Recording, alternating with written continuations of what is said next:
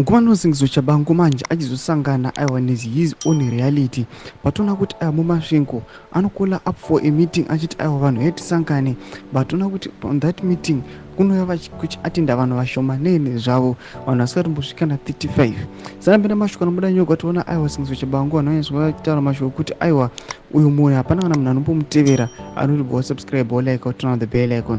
Tipinda pana pahendo yechinji radio vanyora vachiti Tshabangu snubbed in Masvingo province, only 34 attendees at meeting. The Citizen Coalition for Change CCC faction, led by Tshabangu, gathered a mere 33 attendees at a recent meeting held in Masvingo province. These attendees came from Masvingo Urban, Mwenezi, Chiredzi, Vikita, Chivi only, 5 out of the 26 districts in Masvingo province. Notable attendees included Francis Huni from Masvingo Urban Ward 6, former MDC Monzura Councillor Serena Maridza from Masvingo Urban Ward 1, and Babylon Beta, a former councillor from Masvingo MDC Monzura Ward 9.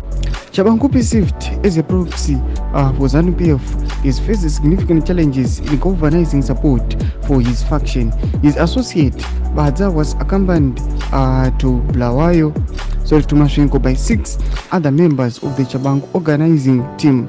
Badza from Mashonaland East and one of the CCC Tshabangu team organizers from Marondera Central has been vocal about the grievances against Bushman with the CCC-led leadership. Tonosvika tikuona panapa tikuona kuti aiwa Tshabangu hapana kana munhu ari kumutevera. Tinoona kuti aiwa anosangana his own shoko kuona kuti aiwa pamadistricts ese ari 5 anoatenda aiwa his meeting kunooneka kuti kuri kungobva vanhu 34 chete.